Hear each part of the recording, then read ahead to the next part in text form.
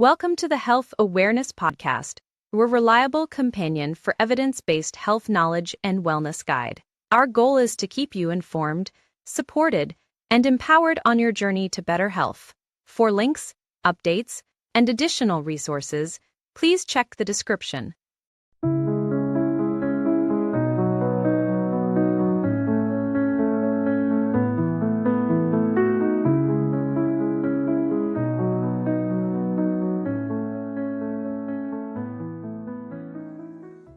Welcome back to the Health Awareness Podcast, everyone. I'm Jenny, and I'm so glad you're joining us today for another important conversation about your health. And I'm Mark. Today we're tackling a topic that affects millions, but it's often really misunderstood: heart failure. It sounds scary, right? Like your heart just stops. But that's actually not what it means at all. Exactly, Mark. It's a common condition, more common than people realize, yet there's a lot of confusion around it. Many think heart failure means the heart has completely stopped, which is not the case. It's more about your heart struggling to do its job effectively. That's right. And that misunderstanding can lead to people not recognizing symptoms or delaying getting help. So today we're going to clear things up.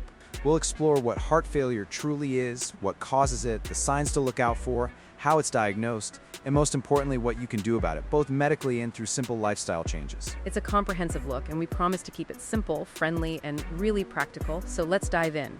Mark, let's start with the basics. What does heart failure really mean in simple terms? Great question, Jenny. At its core, heart failure simply means your heart isn't pumping enough blood to meet your body's needs. Think of your heart as a pump, like a water pump for your house.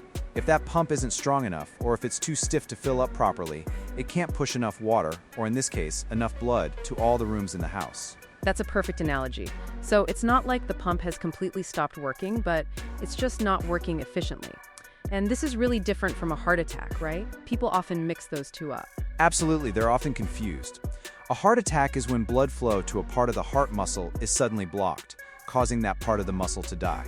Heart failure, on the other hand, is a chronic condition where the heart muscle has become weakened or stiff over time, making it less effective at pumping blood.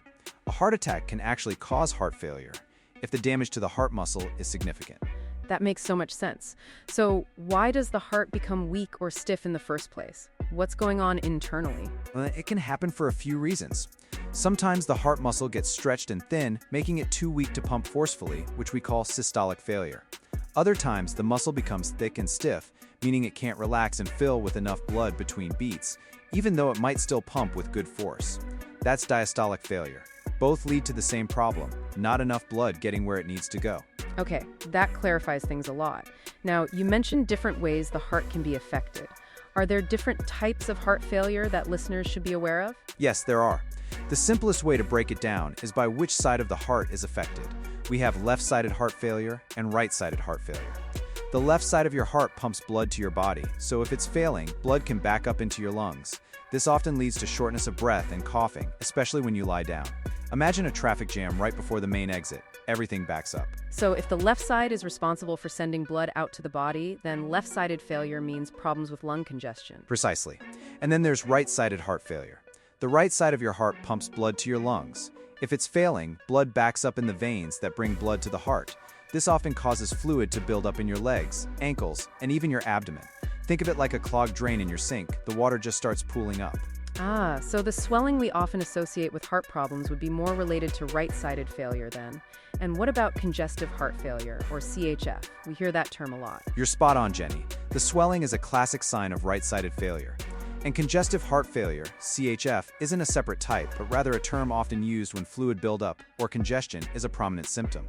It can happen with both left and right-sided heart failure, but it really highlights that accumulation of fluid in the lungs, legs, or other body parts because the heart isn't pumping effectively.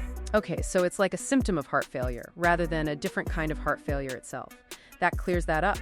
Now, this is a big one. What are the main causes of heart failure? What puts people at risk? This is crucial because many of the causes are preventable or manageable. The number one culprit is often high blood pressure. If your blood pressure is consistently high, your heart has to work much harder to pump blood, and over time, this extra strain can weaken or stiffen the heart muscle. It's like constantly pushing a heavy door. Eventually, your arm gets tired. That makes total sense. All that extra effort really takes a toll. What else? Well, a previous heart attack can significantly damage the heart muscle, making it less able to pump efficiently, leading to heart failure. Diabetes is another big one. High blood sugar over time can harm blood vessels and nerves, including those in the heart, increasing the risk. Obesity also puts a massive strain on the heart, making it work harder to supply blood to a larger body mass. So many of these seem interconnected, don't they? High blood pressure, diabetes, obesity, they often go hand in hand. What about lifestyle choices, like habits? Absolutely. Excessive alcohol consumption can directly damage heart muscle, a condition called alcoholic cardiomyopathy. Smoking is incredibly detrimental. It damages blood vessels, raises blood pressure, and speeds up hardening of the arteries, all contributing to heart failure risk. Even conditions like kidney disease can play a role, as struggling kidneys can lead to fluid retention and high blood pressure, stressing the heart. It really sounds like anything that puts extra strain on the heart or damages its structure can eventually lead to heart failure. What about less common things? Right. Thyroid problems, whether it's an overactive or underactive thyroid, can disrupt the heart's rhythm and function. Some viral infections can actually attack the heart muscle, causing inflammation and damage. And then there are congenital heart conditions, meaning defects someone is born with, which can also predispose them to heart failure later in life. It's a wide range of causes, but hypertension and heart attack damage are probably the most common. Wow, that's a lot to consider, but it's good to know so people can be aware of their risks. Now, let's talk about symptoms. What are the early signs that someone might be developing heart failure? What should our listeners be looking out for? This is so important, Jenny. One of the most common and earliest signs is shortness of breath, especially during activities that used to be easy for you, like walking up a flight of stairs or carrying groceries. It can also happen when you're lying down, making it hard to sleep, which often leads to people needing more pillows at night to prop themselves up. I can imagine that would be quite alarming, feeling breathless just from lying flat. What else? Another big one is persistent fatigue and weakness. Because your heart isn't pumping enough oxygen-rich blood to your muscles and organs, you feel tired all the time, even after a good night's sleep. It's not just regular tiredness, it's an overwhelming exhaustion. Then there's swelling in your legs, ankles, and feet. This is that fluid buildup we talked about, often a sign of right-sided heart failure. So if your shoes are suddenly feeling tighter or your socks are leaving deep indentations, that could be a red flag. What about changes in weight? Absolutely. Rapid weight gain can be a sign of fluid retention, sometimes several pounds in just a few days. It's not fat, it's excess water. Some people might also experience a persistent cough or wheezing, especially if there's fluid building up in the lungs, which can sometimes be mistaken for asthma or bronchitis. That's tricky because a cough can mean so many things. What about how the heart itself feels? You might notice a racing or irregular heartbeat, a feeling of palpitations. This happens because the heart is trying to compensate for its reduced pumping ability. And related to the breathing issues, frequent urination at night can occur because when you lie down, gravity allows fluid that was in your legs to return to your bloodstream, which then gets processed by your kidneys. Yeah. So basically, the body is trying to deal with excess fluid. It sounds like many of these symptoms are the body's way of signaling that the heart isn't keeping up. What should someone do if they notice these signs? They absolutely need to see a doctor. These symptoms often develop gradually, so it's easy to dismiss them as just getting older or being out of shape. But they're important indicators that something serious might be going on with your heart. Early diagnosis and treatment can make a huge difference. Which brings us perfectly to diagnosis. How do doctors figure out if someone has heart failure? What tests are involved? The diagnostic process usually starts with a thorough physical exam. Your doctor will listen to your heart and lungs for abnormal sounds, check for swelling in your legs, and look for other signs. They'll also ask a lot of questions about your symptoms and medical history. So that initial conversation and checkup are key. What comes after that? Then they'll likely order some blood tests. A specific one called the BNP test, or B-type natriuretic peptide, is very helpful. When your heart is under stress from heart failure, it releases more of this hormone, so elevated levels can indicate heart failure. They'll also check kidney function, electrolytes, and other general health markers. Okay, so blood work gives them a chemical picture. What about images of the heart? Exactly. An ECG, or electrocardiogram, is usually next. It records the electrical signals of your heart and can show if there's damage to the heart muscle or abnormal heart rhythms. A chest X-ray can reveal if your heart is enlarged or if there's fluid buildup in your lungs, which is a common sign of congestive heart failure. And the echo, I hear that mentioned a lot too. What is that? The echocardiogram, or echo, is essentially an ultrasound of your heart. It's one of the most important tests because it allows doctors to see your heart beating in real time. They can assess the size and shape of your heart, how well it's pumping, that's the ejection fraction we talked about earlier, and check for problems with your heart valves. It gives a really comprehensive view of your heart's structure and function. So it gives them a visual on the pump itself, how it's actually moving. Any other diagnostic tools? Sometimes a stress test is used. This involves walking on a treadmill or riding a stationary bike while your heart activity is monitored. It helps doctors see how your heart responds to exercise, which can reveal issues not apparent at rest. They might also use advanced imaging like a CT scan or MRI in some cases. That's a thorough process, but it sounds like it gives doctors a really clear picture. Once diagnosed, what are the treatment options? I know it sounds serious, but there are things that can be done, right? Absolutely, Jenny. Heart failure is a chronic condition, but it's very manageable, and treatments can significantly improve quality of life and even extend it. The first step is often controlling underlying causes, like high blood pressure, with medications. Medications are the cornerstone of treatment. Can you give us a quick overview of some of those medications, what they do? Sure. We often use ACE inhibitors or ARBs, which help relax blood vessels and lower blood pressure, making it easier for your heart to pump. Beta blockers are also common. They slow your heart rate and reduce its workload, helping it pump more efficiently over time. And then there are diuretics, often called water pills. These help your body get rid of excess fluid and sodium, which reduces swelling and makes breathing easier. They're vital for fluid control.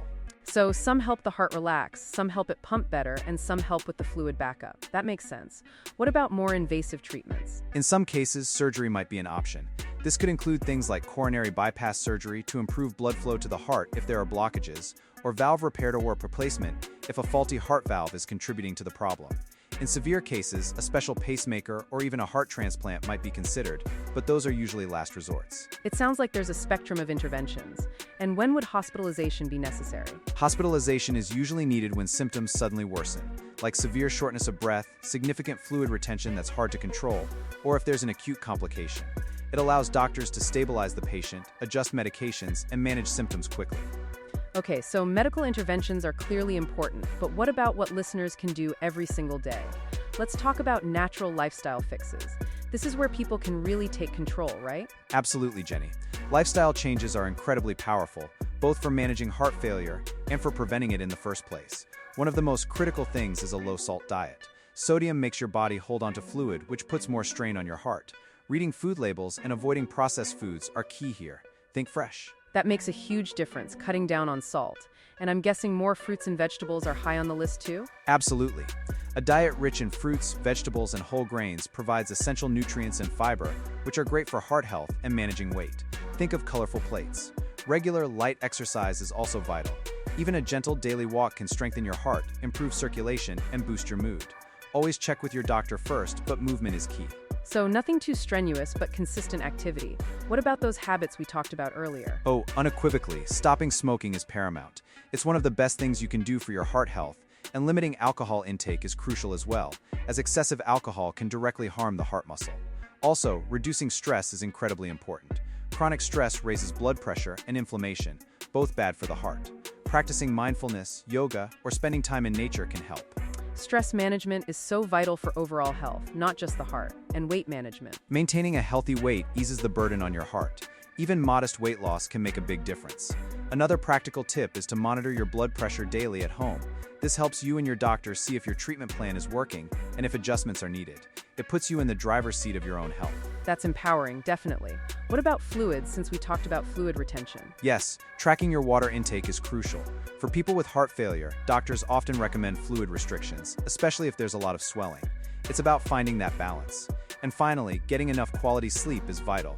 Poor sleep can contribute to high blood pressure and other heart issues. Prioritize a consistent sleep schedule. These are all very practical and actionable steps. It really shows that while heart failure is serious, there's so much individuals can do to manage and improve their situation. But what are some of the biggest mistakes people make when dealing with heart failure? That's a fantastic point, Jenny. One of the biggest mistakes is ignoring swelling. People might think, oh, my feet are just tired from standing, or it's just age. But persistent or worsening swelling, especially in the legs, ankles, or abdomen, needs to be checked immediately because it's a sign of fluid overload. So don't dismiss those seemingly minor symptoms. What about medications? Another huge mistake is skipping medications or altering doses without consulting your doctor. Heart failure medications are carefully balanced to keep your heart working as best as possible and manage fluid. Missing doses can quickly lead to a worsening of symptoms and even hospitalization. It's a team effort with your doctor. That makes perfect sense. Consistency is key. And diet, I imagine that's another area where mistakes can happen? Absolutely. Eating salty foods, even occasionally, can quickly undermine all the hard work. That one salty meal can lead to significant fluid retention overnight. people often forget that hidden salt is everywhere, in canned soups, frozen meals, even bread. Reading labels really is non-negotiable. It's so easy to accidentally consume too much sodium. And not checking blood pressure, you mentioned that as a positive lifestyle fix. So I'm guessing not doing it is a mistake? Spot on. Not regularly checking blood pressure and weight can mean missing early signs of things going wrong. Small changes can indicate a problem before it becomes a crisis. Also, a big mistake is taking harmful over-the-counter painkillers like NSAIDs, things like ibuprofen or naproxen, without asking your doctor. They can make fluid retention worse and interfere with heart failure medications. Oh, that's really important advice. I think many people wouldn't know that. And finally, ignoring follow-up appointments? Yes, not following up regularly with your healthcare team is a critical error. Heart failure management is dynamic. Your condition can change, and your medications might need adjusting. These appointments are crucial for staying on track and preventing flare-ups. It's about ongoing vigilance and partnership. Great insights, Mark. So many actionable takeaways there. Now, for those listening who don't have heart failure but want to avoid it, what are the best prevention tips? This is where we really empower people. Prevention is key. The most important thing is to treat hypertension or high blood pressure early and consistently. Get it checked regularly, and if it's high, work with your doctor to manage it with lifestyle and medication. That's a huge one. Control that blood pressure. What else can we do proactively? Control diabetes effectively. If you have it, manage your blood sugar levels carefully to protect your heart and blood vessels. If you're at risk, focus on diet and exercise to prevent its onset. Lose weight if you're overweight or obese. Reducing that extra strain on your heart can dramatically lower your risk. And simply, move daily. Regular physical activity keeps your heart muscle strong and efficient. So all those healthy habits we always talk about, they really come into play here. Diet, exercise, weight. Exactly. Eat heart-healthy foods. Think lots of fruits, vegetables, whole grains, lean proteins, and healthy fats. Limit saturated and trans fats, cholesterol, and sodium. This isn't just for weight, it's directly for heart health. Also, check your cholesterol levels regularly. High cholesterol can lead to plaque buildup in your arteries, increasing heart attack risk, which, as we discussed, can lead to heart failure. Right, because heart attack damage is a major cause, so knowing your numbers, blood pressure, blood sugar, cholesterol, is crucial. Absolutely. And don't skip your regular medical checkups. These visits allow your doctor to screen for risk factors, catch potential problems early, and give you personalized advice. It's all about being proactive and taking charge of your heart health before problems start. Trmola. Mark, this has been such an incredibly informative episode. We've covered so much, from what heart failure truly means to its causes, the signs to watch for, and most importantly, how to manage and prevent it. The key takeaway for me is that while it sounds daunting, there's so much within our control through lifestyle. I agree, Jenny. It's about understanding your body, listening to its signals, and making conscious choices every day to support your heart. Remember, your heart is a vital organ, and taking care of it is one of the best investments you can make in your overall health and well-being. Definitely. We hope this episode has given you a clearer understanding and practical steps to either prevent heart failure or manage it effectively. If you found this information helpful, please share this episode with friends and family.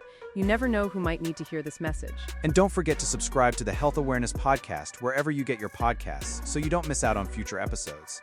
Next time, we'll be discussing another important health topic: prostate enlargement versus prostate cancer, key differences. It's a topic that brings up a lot of questions, and we'll be breaking it down for you in simple, clear terms. Thank you for tuning in today, everyone. Take care of your hearts, and we'll talk to you again soon.